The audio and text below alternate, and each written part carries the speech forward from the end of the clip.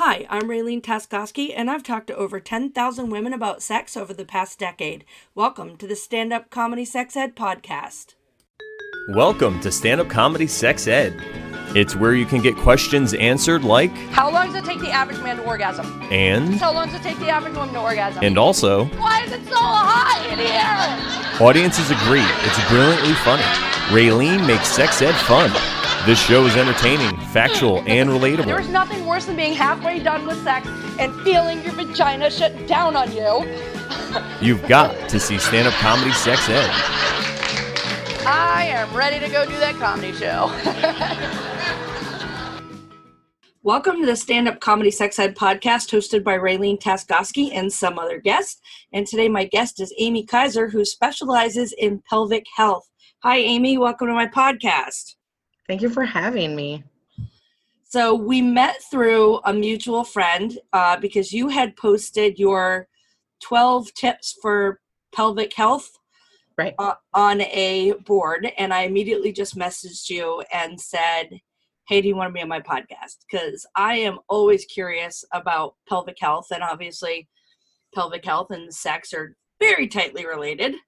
Right. And so I had to get you on my podcast. So tell me a little bit about you and what you do. A little bit about me. I am a mom of 3 kids. I've owned my own business for 6 years, and I'm kind of right in the thick of it because 2 of them are in puberty, so that's fun. It's definitely a learning experience for me. You have to go back and listen to my first episode, How to Talk to Your Kids About Sex. Yeah, they're both so different too, you know. So I'm muddling through. I'm doing better than my parents did. I can say that. God, I hope almost all of us do better than our parents did. Right. So I actually started out in nursing. While I was a nurse, I had just in my personal life, I had become very depressed and had anxiety. So I sought meditation and energy healing for that. And then once I did that, I feel like I totally healed myself from the anxiety and depression that I was experiencing at that time. And then that kind of led me to, I wanted to do something more natural and actually help people heal instead of just giving people medication after medication after medication that were probably interacting with each other. All of my nursing was in nursing homes. So that's a whole nother ball of wax when it comes to medication. And I just wanted to actually help people. So I checked into massage therapy, decided to do it, worked perfectly, started my own business, got a divorce, moved on. Then 2 years ago, I started specializing, 2.5 years ago, I started specializing in pelvic health. And I actually just saw a article in Massage Magazine, and this woman was teaching people how to do visceral manipulation, which is very, very deep work where we're into the organs, the tissues, but everything is external. I don't do anything internal. And that has it definitely helps with sexual health, because one of the huge promoters, or one of the huge reasons why visceral manipulation is so amazing and so transformative is because we are aligning organs for proper blood flow. Because if you do not have proper blood flow, your organs are not going to work properly. We also work with the fascia. We work with hormones. Both can have huge implications when it comes to sexual health. I also work on an energetic level with all of my clients. So if they have emotional trauma or sexual trauma, we can help them release that through energy work. And they don't have to relive it. And then they can go on to, maybe they don't have the incontinence they had. Maybe they can have a more enjoyable, sexual experience with their partner.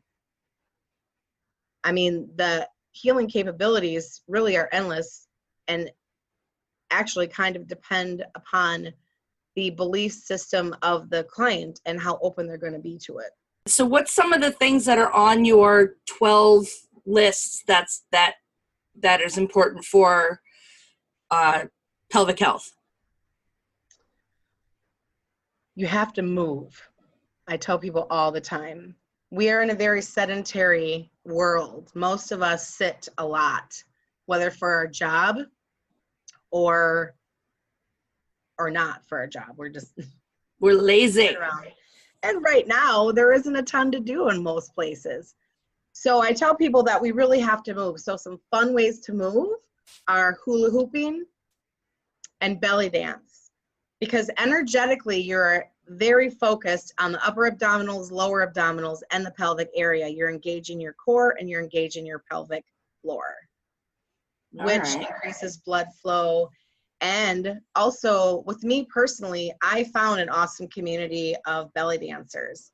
And belly dancing was not created for the enjoyment or pleasure of men. It was created for women. And women would do this as a ritual for fertility and to prep for childbirth, and also to tell story. So generations would all be together and they would dance for one another. So when you have a community of women who are not judging you, who you can be sensual around and sexual around, and you're moving your body, and they tell you in belly dance, you don't want to hold anything, you want to let it all go. So everything is supposed to jiggle. Nothing is supposed to be like flexed. You know what I'm saying? So you want your ass to move, and you want your belly, like everything, all of the curves you have, let it go. That and just sounds like me getting out of bed in the morning. It's all just. I know, I've definitely felt like a beached whale once or twice. It was like the worst is right before I get my period and my boobs are super heavy, and then I get out of bed and then they follow me and it's like boom, boom, boom, boom. And you're like, ow. Yes, definitely. But that's so great. You know, I used to love hula hooping. Absolutely, do it. But now I go out where I'm supposed to go in, so it doesn't hula. I just go like this and it's on the ground again. You should try spinning it the other direction. Really? Just give it a whirl, see if it works. It worked for me. Because we have a bunch. We just did a 4th of July party last week, and so we have a bunch of we did a hula hoop contest, and my youngest, who has won every hula hoop contest since the beginning of time, actually did not win this one. Oh. I was kind of bummed, but also I didn't want to give her the prize. I had bought it for other people, so. Yeah, it was her and one other friend, and I had to make them do 2 hoops, and the 2 hoops were of 2 different sizes. So that was significantly harder. Yeah, it definitely is. Yeah, it definitely is. But it was fun to watch. So I'm guessing, well, we said hula hoop, but I you know what? It never even occurred to me that hula hoop and hula dancing, that's probably where it got the name, because it's all the hips. Right. Yeah. And Native Americans have been using hula hoops in their dance for centuries. I mean, this isn't like a new thing, you know? And when you go back to those times where your caregivers were shamans and were healers, they were just more connected to the universe. So they knew things that helped people automatically, right? You know, because they were just given that divine knowledge. And we have just forgotten it all. So I'm just trying to bring it back. Well, I've recently been reading all the Outlander series, and, you know, it's very based back in, 200 years ago. And when I look at what they're eating and what they're doing and what medications they're taking and what things naturally in the earth that are beneficial, and I think to myself, there became a part where we are so unattached from the earth. Right. Like even catching our own meats and butchering our own meat and, taking care and growing our own food. We are so unattached from the earth that we are on. And I'm looking at this and I'm like, yeah, but I don't think I want to go back to that. But can you imagine, like going back in time 200 years and then taking what you know now and how, like, I know it's just a book, but even to just think what it would be like to all of a sudden be like, yeah, there's no hot baths, it just seems to me that they would be cold all the time or hot all the time. It's like, there's no heating, there's no air conditioning, there's no way to move the wind, there's no bug spray. And Well, I always just thought to myself, the bugs must just not have been that bad back then, or they would have figured it out. And then I'm like, no, they just fucking suffered. That's what they did. Yeah. Well, but also, I mean, I think part of it is that, you know, we think we have a completely different frame of mind. Like, we can't grasp even the way people live back then, because there are natural things in our bodies that our body can produce to fend off these types of things. Or certainly there's just plants that you can rub on your skin to fend off bugs. But a huge part of that is our pheromones don't come through anymore. And I would think with your work that you totally know about pheromones, right? Yeah. But we cover ourselves up with pretty smelling shampoos and lotions and hairsprays and perfumes, and our true mate can't find us. And I really think that is honestly a huge part of the divorce rate, because we can't smell each other. We can't smell our pheromones, you know? And Well, I think that's why, a lot of people wind up hooking up in bars, because they're sweating and their, you know, their pheromones are out there. But it's also, I think, one of the reasons why other cultures are more sexual than our culture, because they don't shower as frequently. Like, you know, people in Europe, I mean, I don't know what it's like now, but I remember when I was growing up, people would be like, oh, the French are dirty. They don't shower every day. And like, and I think this is like, I don't shower every day. I mean, I will happily go out and tell the whole world on a good week, I'll shower twice a week. Like, I don't do anything that requires me to do. I mean, I don't do anything. Right. I'm not at the gym. I'm not working out. I don't have a sweaty job. Plus I just don't like it. I just don't. I'm bored. Skin. Huh? It dries your skin. It dries your skin. And everybody's always telling me how great my skin is all the time. Everybody. Oh my God, your skin is so great. Your skin is great. You know why? Because I don't fucking shower every day. Yeah. I don't destroy. Oh, your hair is so, you know why? Because I only wash it like once a week. Shampoo. Like, I get it wet, but I'm not constantly stripping off the oils off my. It bugs people like crazy that I don't wash my face. I hear, I mean, like, people, like, when they're talking about makeup, like, what do you do to wash your face? I'm like, I don't. When I'm in the shower, I take a rough washcloth, and when I'm in the shower, so we're talking twice a week, I take a rough washcloth, and I use water, and I just kind of exfoliate. Yeah. And then people will be like, oh my God, you should do this, you should do this. And I'm like, well, didn't you just tell me my skin is amazing? Didn't you just tell me that I don't look my age? So how about if I just keep doing what I'm doing and not fuck with it? Right. So I'm well known for not looking my age. Actually, it's my favorite thing. Sometimes when I'm at parties, we've got this product that I really talk about, and then I'll say, and I use this every day on my face, and I don't think I look my age, and then I'll say I'm 52, and people go, what? You know? Yeah, I would have never guessed 52. Yeah, we're on Zoom, and I've got the thing on where it makes your face look better. Oh, I need to get that. Well, I just tell everybody that my wrinkles are filled out with a little bit of chub. So that's why I stay thick, because if I get thin, then I'll just be wrinkly. See, I've been saying that for years. I say, you know, other people, they go out and they get collagen injections. Whenever I see a wrinkle, I just eat a sandwich, pop that sucker right back out again. Right? Exactly. As soon as I start to lose weight, I start looking like Skeletor. Leave me alone. Yeah. So hold on. I'm going to turn off touch up my appearance. Look at my lines on the top.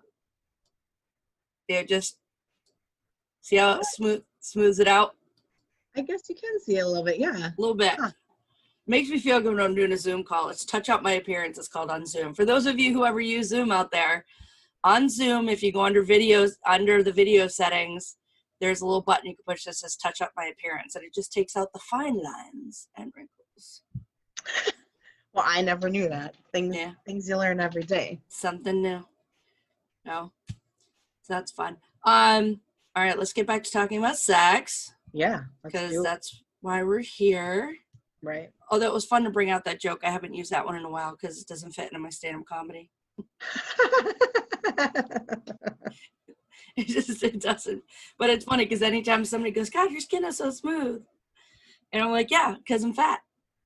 Every time I see a wrinkle, I just eat a sandwich. Boop, and I don't wash my hands. Or I don't wash my face. Don't wash your face and just eat carbs. You'll be fine. Right. Well, I also almost rarely ever wear makeup too, so I think that helps. I noticed a long time ago, like 15 years ago, so I had my makeup professionally done, and as soon as she did my makeup, I could see every single wrinkle on my face.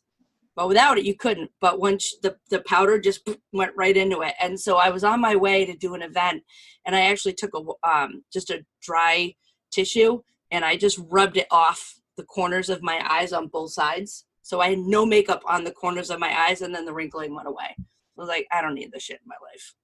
Yeah, I'm not a huge makeup person either. I mean, it's obviously completely fine if you are. I just don't want to take the time to do it, quite frankly. Yeah, I'm lazy, and then also I'm like, well, if you don't like the way I look, then, I mean, you're not having sex with me. My husband doesn't care. No, all this contouring, it's like makeup, the contouring, and men's beards, right? Yes. Oh my God. You get a guy and have you seen, like, there's a thing where it's like guys before and after with their beards before, and it's like, well, that makes it, the beard is a well-tamed beard is now the push-up bra of men's faces. It just changes everything. Like if you ever shave, man, you're going to be so single. Yeah. My husband can go with or without a beard. And the funny thing is he can have a full beard in 2 days. So everybody's like, well, how long's it been since you shaved? He's like, oh, like 2 days. And everybody's like, what? I'm like, yeah, I'm married to a mountain man. That's awesome. But I do prefer, if he's going to have it, that it's a little tightened up. But I do like a nice bearded face. I know. It's like, I really do think that, for me personally, I've been single for almost 5 years. And I mean, just meaning that I haven't been in a relationship. You know, I've gone out, I've dated, whatever. But I am, you know, I'm just used to doing everything on my own. And I feel like even more I'm drawn to incredibly like hairy, bearded, big, tall, masculine guys. Cause I'm like, someone please come in and take some of this load off, you know? Right. So yeah, definitely. The feminine in me just wants to come out so badly, but I don't have a masculine person to kind of take the load. I do when I don't club obviously very often, but you know, every now and then I'll go with my daughters or with some friends and I'll see the guys and they look like they're lumberjacks and they've got their beards, and, you know, the hipsters. And I'm like, yeah, you guys are so cute. But then they have skinny jeans on. Can you change the oil in my car? Can you cut down a tree? Can you start a fire? Yeah. Or they look like that and they have skinny jeans on. I just can't take a man seriously if he's wearing skinny jeans. Unless they're skinny. You know, if they're just skinny little dudes. Like, I mean, I like me a good emo singer. Yeah. But only to look at. I wouldn't want to date somebody like that. Yeah. But also it doesn't fit. Like, I'm 52, so it doesn't fit. You can, you guys will have your girls. You'll probably find a 50-year-old with a man bun. Yeah. I'm not going to lie. I don't hate the man bun. I really don't. Either. I don't either. I think but it's got to be done right. Right. No, I was born in the wrong generation. I always feel like that too. Or maybe it's a kickback to my generation, because there was a lot of guys with long hair in my generation. But I do like a man bun. Yeah. That's going to go in the flick file for later. Okay. Yeah, we were going to talk about sex again. What happened? Oh, yeah, we're going to talk about sex. So, sex as far as my profession or just in general? I mean, hey, do you got any funny sex stories? Oh, my God. They're kind of funny, but they could be traumatic depending on how you look at them. Oh my gosh, one time so if you do it right, if you're a lucky fella, you know, I squirt. And I think that a lot of guys like that, but there's some mechanics involved. Mm-hmm. So that's why it's a really good thing for people to know anatomy. Right. Anyway, a guy that I was with clearly had never had that happen to him before, and he was so grossed out. Oh. He was so grossed out, and he was like, oh my God. But then he wanted to keep going, and I'm like, no, it's time for you to leave. I literally kicked him out. Like, I mean, I'm staying there, you know, spread eagle, like, getting it on. And he's like, oh, oh, and I'm like, time for you to go. That was a really, I mean, it wasn't funny in the moment, but after I look back, I was like, that poor guy. Yeah. You know, he had no idea that he did a good job. Oh. I wonder if that's what it's like the first time they masturbate and something comes out. Right. Yeah. You're like, Well, ah, what happened? I know. You didn't used to do that.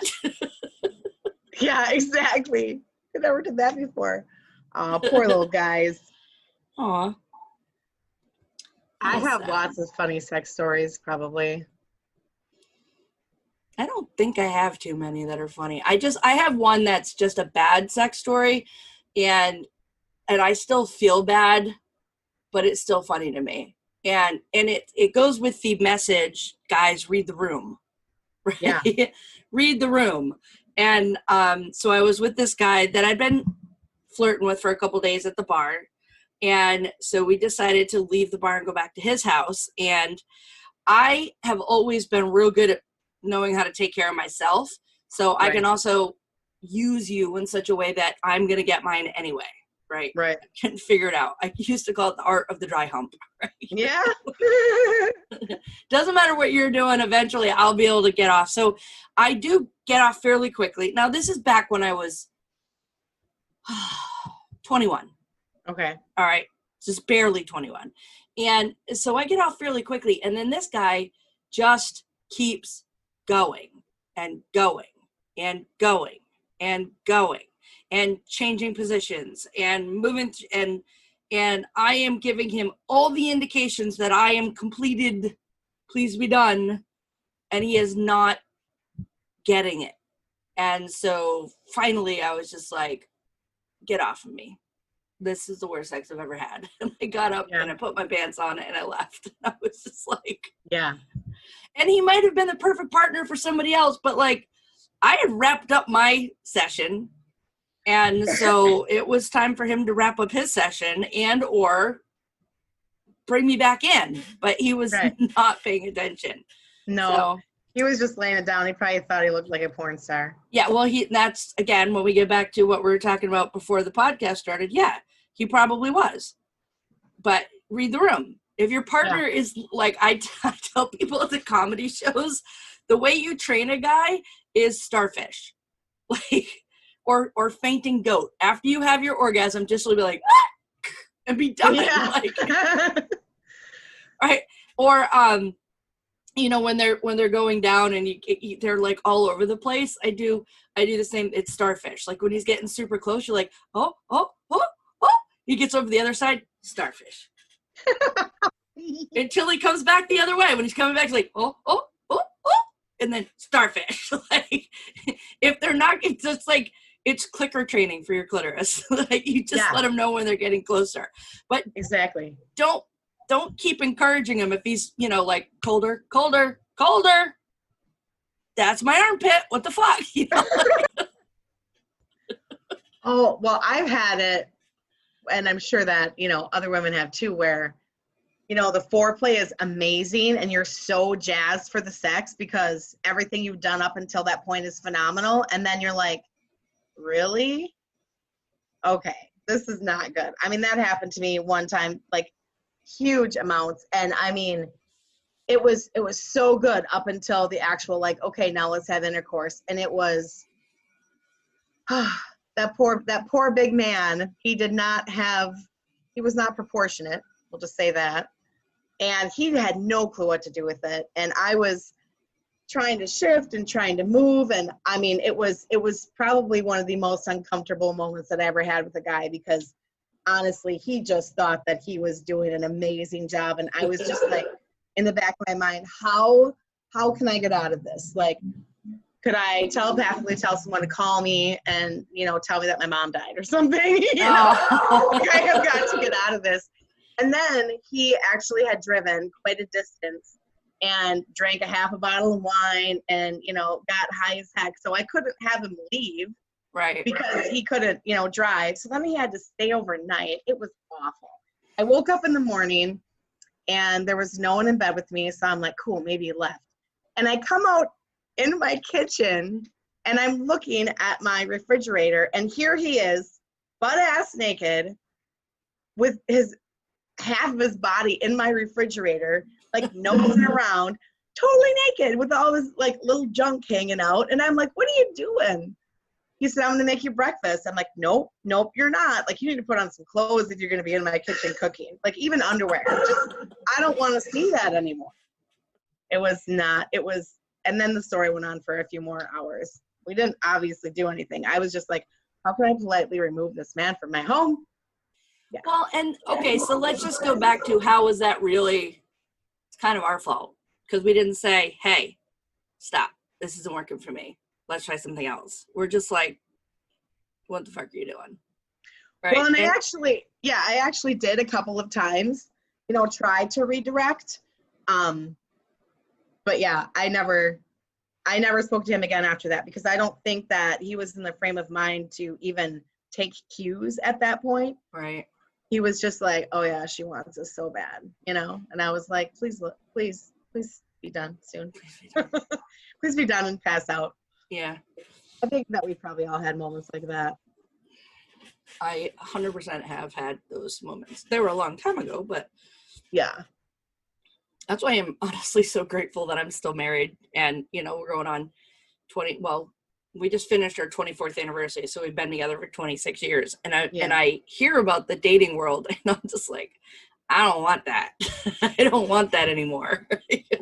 Well, and what I found, I turned 40 in April. So for me, as I get older, I'm becoming obviously so much more me, coming into my own. I'm very comfortable with my body. I'm very comfortable with sharing, what I like, what I don't like. So sex for me now is way more enjoyable. But I've also had sexual trauma in my life, and I had to learn how to heal from that so that I could open myself up and trust and really enjoy it. I've had sexual trauma in my life, and the more I do this podcast and the more I'm out in the world, I realize that some of the things that I am thoroughly opposed to probably have to do with being molested as a child. And I never really I'm over it. And it didn't, like, when I say it didn't affect all of my life, but it might affect how I feel about certain things. And I might have already mentioned it on a podcast before. There was a gentleman who was dating one of my friend's moms. And one day he took me and my friend and a third friend of ours out on just a joyride in his car, because how much fun would that be? And I, no idea why our parents thought it was a great idea. I don't know if he said he was taking us for ice cream. I don't even remember what happened. But he pulled this car over on the side of the road, and it was this big like Impala, and it had one of those little center seat that came down in the middle in the front. And he pulled over to the side of the road, and then we all gathered around while he masturbated onto the center seat. Like, we got to watch him ejaculate.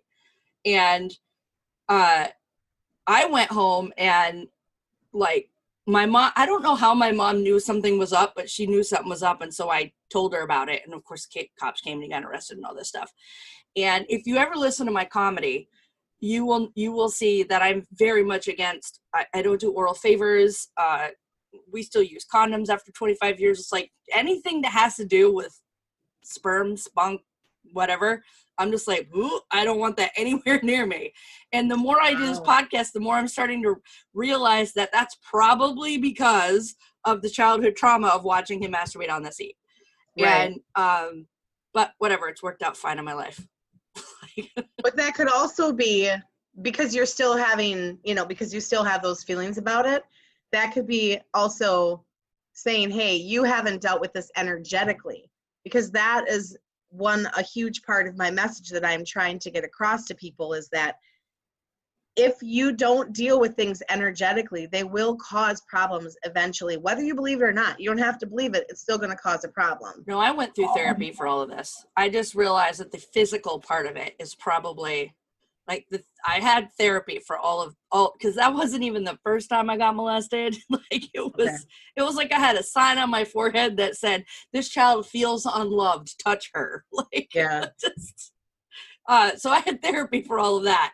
But then I just recently thought about maybe the reason I'm so like diametrically opposed to having any spunk on me anywhere is probably because of that.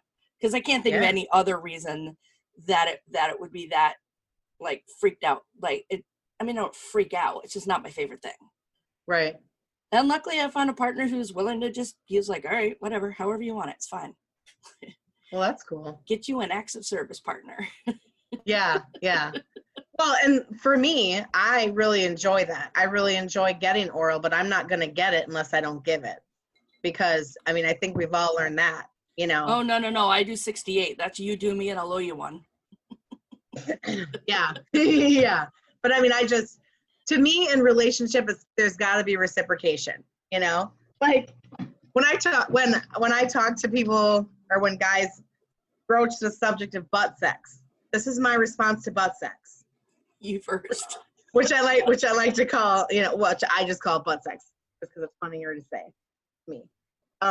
You know, if you find something, we get something that's the exact same size as your penis, and I'm going to stick it in your ass, and if you like it, then I'll give it a whirl. And I've never had a guy ever say, sure, I'll try that. So it's about reciprocation. And then you have people say, that's not the same thing. I'm like, it's literally exactly the same thing. No, you know? It's actually better because we don't have a prostate gland and they do. So they'll actually get something out of it. Right. Yeah. It's just totally and no, not it doesn't make you gay.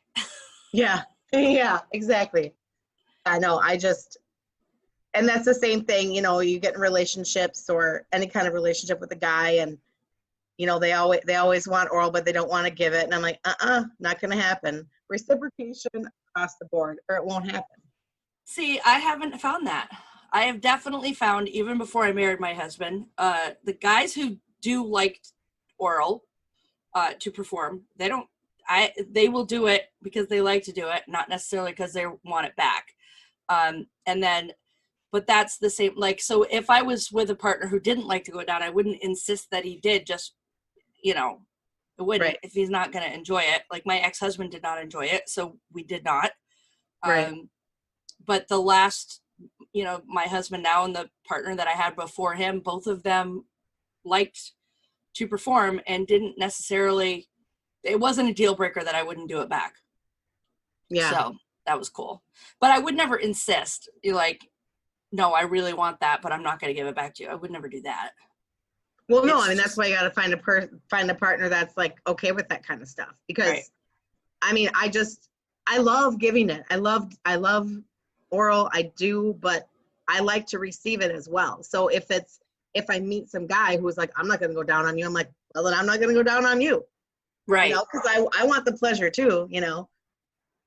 Yeah, I have a whole, if you go to YouTube and you look up, me, Raylene Taskoski, what one's that one called? Gag Reflex. Oh. If you go to Raylene Taskoski Gag Reflex, there's a whole 5 minutes on how much I just really do not enjoy oral favors giving. Yeah. Let's see. Yeah, I don't know. It doesn't bother me. I just feel like parts of sex can be gross if you want to think about it in those terms, and you just, whatever, like if it comes out of you, then just roll with it. You know, if you got to go move to the shower and roll with it some more, you know? Yeah. Well, and that's why I like to talk about sex, because everybody likes it differently. And the way I like it is not necessarily the way other people like it. And that's just, and the more people can just be open about it, the more it's all normal. Right. It is all normal. I'm normal. You're normal. Everybody has what they like, what they don't like. I will say that statistically speaking, people with this, when they break up with somebody, the next person they have sex with, I don't know if it's necessarily the next person they have sex with, but the next relationship they're in, they will have better and different kinds of sex with the next person than they will with their own, the first partner. But that's a comfort level. You just get stuck in a rut, and nobody wants to say, hey, let's get out of this rut, because they don't want to hurt each other's feelings. Yeah. Like, and see, for me, I'm the exact opposite. Like, I feel the longer you're with somebody, the more open I can be, you know? I mean, totally. I think that when there are, as for me personally, as I knowing that person, I know that I'm loved, I know that I'm safe, I know that I'm respected, then you can choke me and call me your little bitch, because I know that this is role play and you don't really feel that. You know what I mean? Because like I said, I have been sexually assaulted, and I don't want that to prevent, anything from moving into another relationship. And so as long as I know that I'm truly safe and respected, I'm going to do a whole lot more than just some one-nighter. I can't get into it that way, When I do my college talks, that's kind of what I want to impress on the girls, that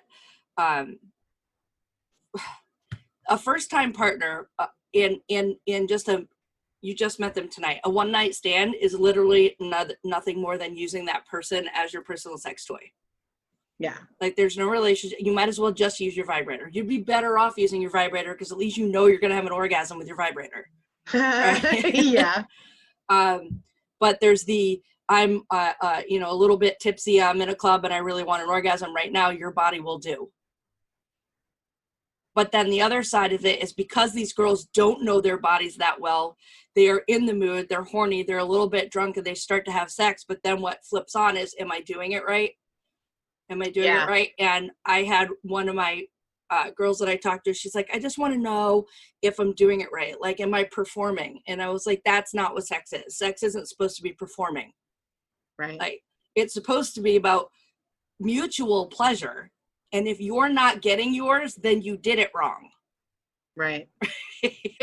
Well, and a huge part of that is, my mother never talked to me about sex. My father certainly didn't. I had to learn as I went. So not only did no one talk to me about sex, no one talked to me about my body, no one talked to me about how it worked. You learn basic anatomy and whatever, freshman year or something, but no one talked about it.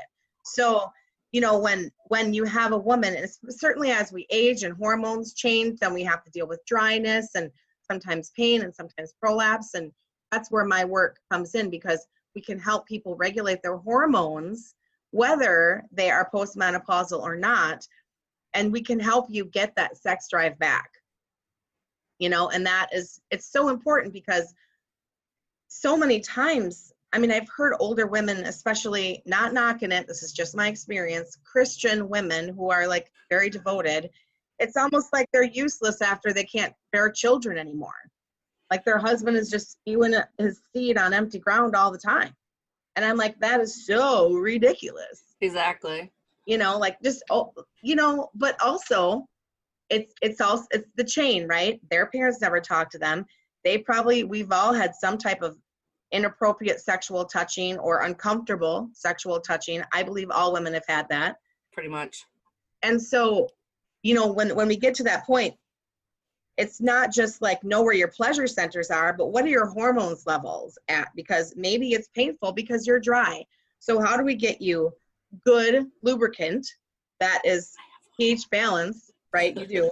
And then how do we get our body to where our body can make its own lubricant? And that's all hormones, ladies, 100% hormones all day long. Yeah. Well, and of course, that I sell a very good lubricant that I love and I love to talk about. Yeah.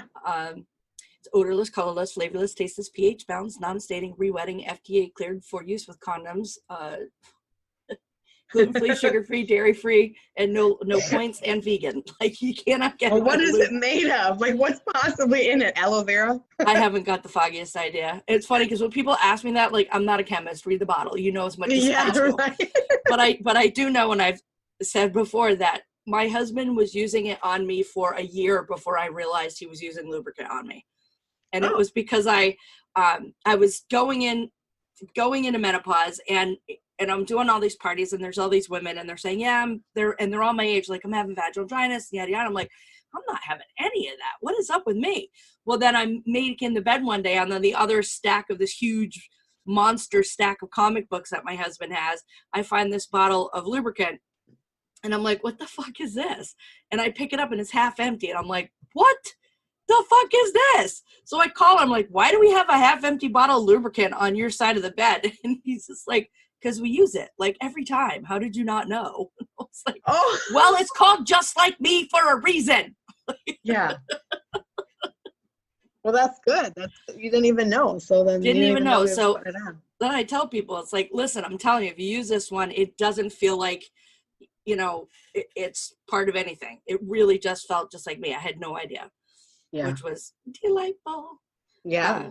But yeah, Excellent. painful sex as you get older. And I once met a woman who at the age of 35 said, I think she and her husband were getting divorced. She goes, oh, finally I can stop having sex. And I was like, what? Right. What's wrong? Something is wrong when that's, when somebody asks me the question, am I normal? That's one where I'm going to be like, no, it's not normal to just, well, I mean, you could be asexual. I don't want to throw anybody, but.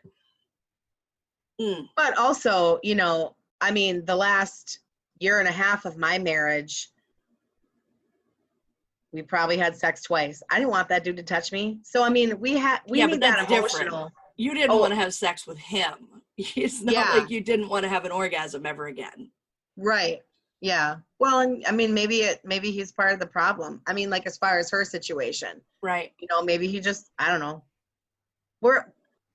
We can't, I mean, if you can't talk about sex to your partner, then why are you talking about it with anyone else? Like they're the ones you're supposed to be talking about it to, Well, I think there's a discomfort level there. And everybody, I think a lot of people internalize it like it must be my fault. Yeah. And so, or if you just don't like your partner anymore, then you're not going to talk to them about sex because you don't want to have sex with them. For sure.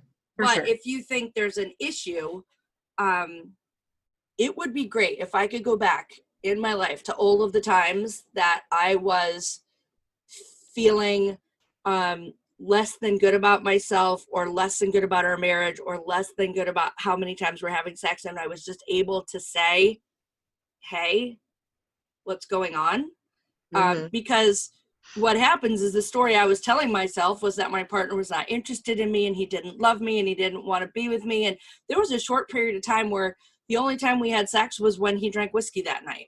And my husband's not a big drinker or anything, but I think it was the only time that he may have been getting from me some pushback, and it was the only time that he was comfortable enough to be like, all right, well, let me just say if she'll have sex with me tonight. Right. Yeah. And so I was thinking the only time we have sex is when he drinks because he's got to drink to be attracted to me. Right. Which I'm fairly certain, even when I thought it, was like, that's stupid, Yeah. But the conversation would have been so much easier if I had just, be like, hey, we okay? Well, and don't you think it's kind of funny that like we can take off our clothes and be totally naked in front of each other and touch each other all over the place and lick each other all over the place, but we can't talk about doing those things. Right. And that makes zero sense at all. Yeah. Well, there was one position that we tried something different, and I was like, holy mother of God, this is fucking amazing. But then I couldn't actually say the words to him like, hey, that thing that we did, I really like that. Like, it took me like a year and a half before I ever said, I was like, remember that time that we did the thing with the headboard and the whatever? And he's like, yeah. And I'm like, I really, really liked that. And then, well, like, well, I don't know why I didn't say that. Oh, like the next day, I'm like, let's do that again. Right. I think that we have this, we have almost this sense or this feeling that, women are supposed to be pious and pure and men are supposed to be like these, randy dogs. So when the chick is horny as hell, it's almost like a shame and like a self-judgment. Like, I shouldn't want this much, and we want it just as much, as guys do. Yeah. It's just different because, we're kind of more emotional and they're kind of more physical. Right. Because I was talking with a guy friend of mine and we were talking about fantasies and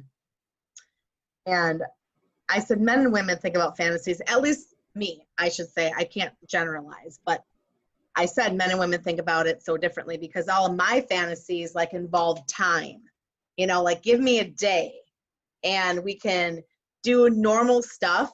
But like, let's say we're doing yard work and we go bang behind a tree, or maybe we need to do, errands, and in between, going to this store and going to that store, we, make out in the back seat of the van. I mean, like fun things like that, So all of my fantasies, yeah, it involves like crazy wild sex and different positions and, spanking and hair pulling and all that stuff. But I want the time with it, Yeah.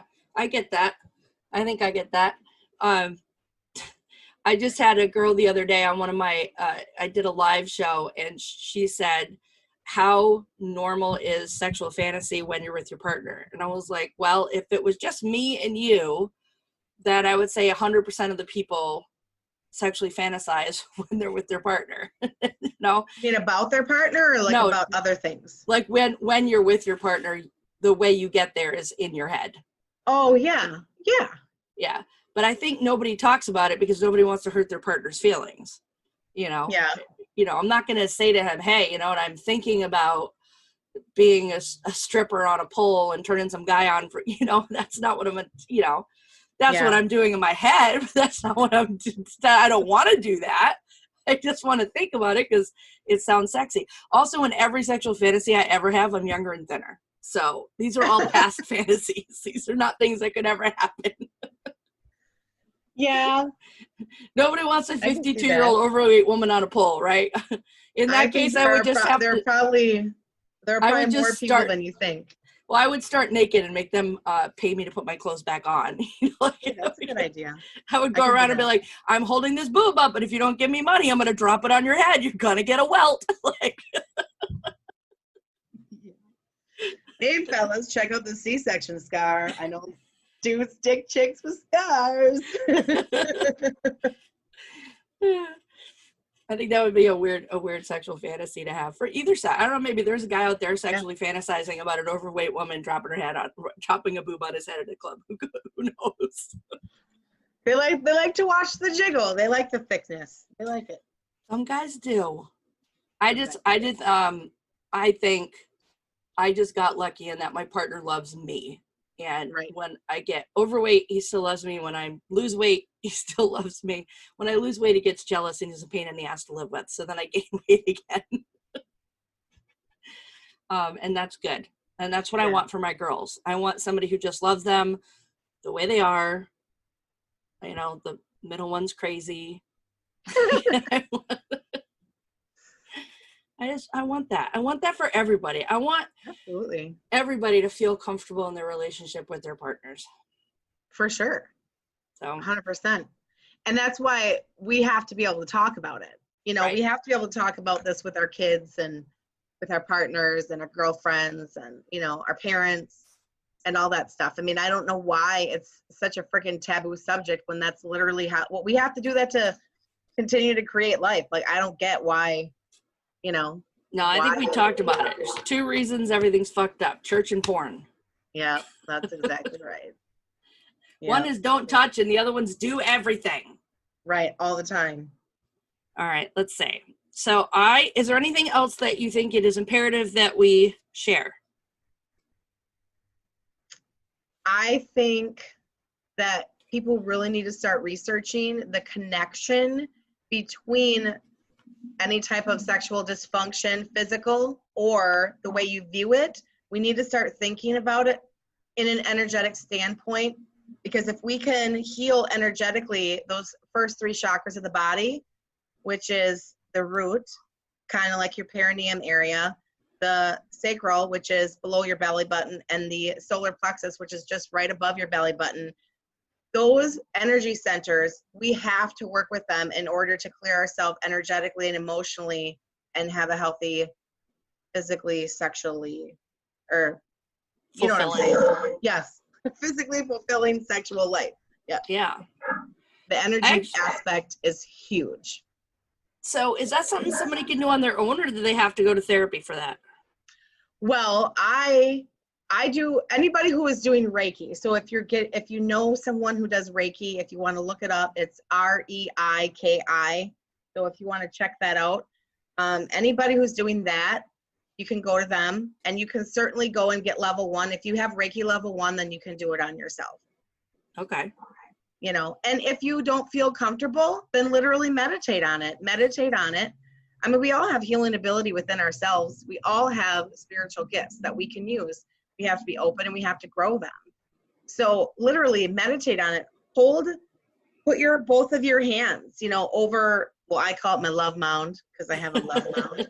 Put your hands right down there and just talk love into that space and healing into that space and openness into that space. Just literally say that if you don't feel comfortable seeking, outside of yourself just yet. Or like I said, find someone who can help heal through that, because that heals you on every level throughout all space and time.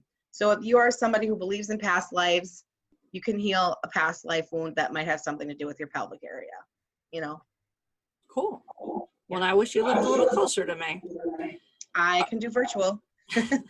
Energy is energy. You don't have to be in front of anybody to do energy healing. I can do it on Zoom. I can do it on a phone call.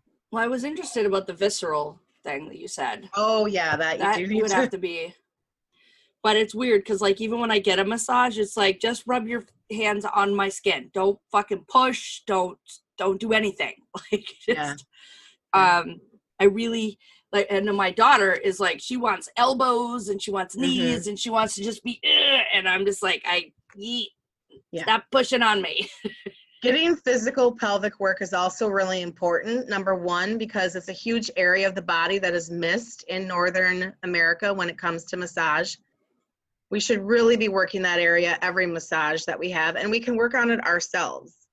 But it's considered an intimate area, therefore you have this huge space of muscles that's never touched. Right. So if you have back issues, if you have hip issues, if you have pelvic pain, if you have issues even like with breathing issues, if you don't touch the pelvis and the abdomen, you're missing all of those accessory muscles. You got to touch it.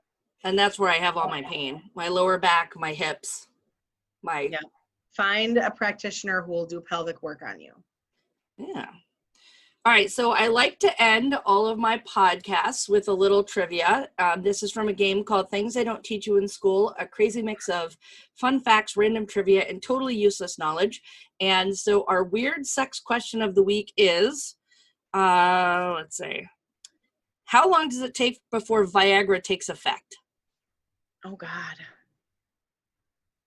I'm going to say 40 minutes. All right. It's 30 minutes. But if you answer between 25 and 35 minutes, you're correct. So that's something you have to pre-plan. I was 5 minutes off. 5 minutes off. I had no idea. I mean, like, we're not at that stage of a relationship, but it seems like if you have to wait a half an hour for a 2.8 minute orgasm or 2.8 minute sex act. Yeah. No thanks. And I just want to put a little side note in here that we now have chewable Viagra. Okay.